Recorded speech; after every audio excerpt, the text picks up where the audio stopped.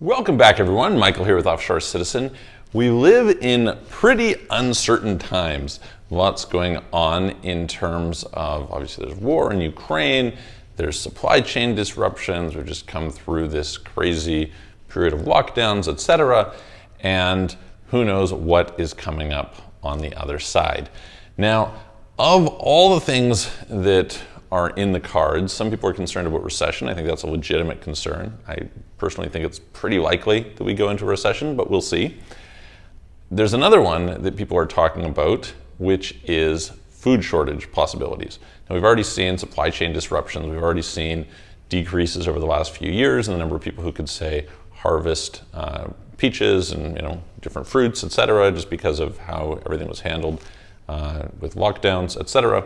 But now the big concern is Ukraine and Russia provide about 25% of the world's wheat and quite a lot of the world's fertilizer. And because of this, wheat, in terms of the overall number of calories that are consumed globally, are very high, especially if we're looking at Africa. A lot of the wheat comes from Ukraine, Russia, down to Egypt, and then throughout Africa. But the rest of the world also relies on this. And so as we end up in a situation where there is clearly not going to be as much food production coming out of Ukraine and potentially not as much coming out of Russia, that in itself could force up food prices as well as drive down availability and potentially create scarcities. In addition to this, if there's insufficient fertilizer in other parts of the world because those places are reliant on fertilizer from Russia, then it would be potentially reduced crops in, say, Europe, etc. So with that in mind, what I wanted to talk about today a little is the topic of what are the places in the world that have the greatest food self-sufficiency. We talk lots about taxes here, we talk lots about weather, we talk lots about places where quality of life is good, where there's freedom, where there's conveniences, etc. We don't often talk about, and thankfully we haven't had to really worry about it, food self-sufficiency. I don't know whether we're going to need to worry about food self-sufficiency, but it is a topic that I've been talking to various clients about. Various different people are concerned. Some people are interested in buying farms. They're relocating to areas where they can get kind of all year growing seasons, etc. Just for the record, there's about a 3-month buffer of food globally. And so, that's how long, if there was no food, it would take to chew through the global food supplies. And obviously certain things, you'd go through them much quicker. But that being said, we're going to dive in today and talk about the places that are most food self-sufficient in case you're interested at all in those as places to look for a second residency or to buy a property or to do farming or who knows what, right? Let's dive in. Before we do, if you haven't already, please hit the subscribe button, hit the all notification bell. Thank you for your support. Like the video. If you'd like help with relocating abroad, setting up residencies and citizenships, optimizing your global taxes, please reach out to us. You can book a call, calendly.com/Michael-Rosmer, link in the description below, or send a message through our websites, offshorecitizen.net and offshorecapitalist.com. All right, so there's an actual index on this. Now the data is a little bit behind, meaning I can't remember exactly the years that it comes from, but it's not the most recent few years. This being said, these sorts of things don't change that much. You can look at the trends in terms of how much farmland is increasing over time, how much it's decreasing in other places, what you've got in terms of the global output in terms of exports in billions of dollars and the decreases, etc. I'll maybe include some links below that you can check out for those who are interested in doing a bit more in-depth research on the subject. But we're just going to start at the top, and I will comment on these as we go. These are the top 10 most food self-sufficient countries in the world, and I'll kind of touch on a couple others as we get there as well. So, number 1, Argentina. Now, food self-sufficiency is measured based on percentage of production relative to consumption. And so Argentina has 273% of their consumption being produced. So they are the most food self-sufficient country on the planet, followed by Uruguay at 232%, then Australia at 207%, Ukraine, obviously not so much anymore, at 193%, New Zealand at 185%, Canada at 183%, Bulgaria at 171%, Hungary at 162%, Lithuania at 149%, Malaysia at 145%. Interestingly, within Europe, the other one that is not on the list but is actually pretty good is France, and I saw something about Finland. I couldn't get the specific details on Finland, but on a kind of color map that was kind of outlining it, it was actually highlighted as one of the more interesting ones. You get a little bit in Thailand as well, as not too bad.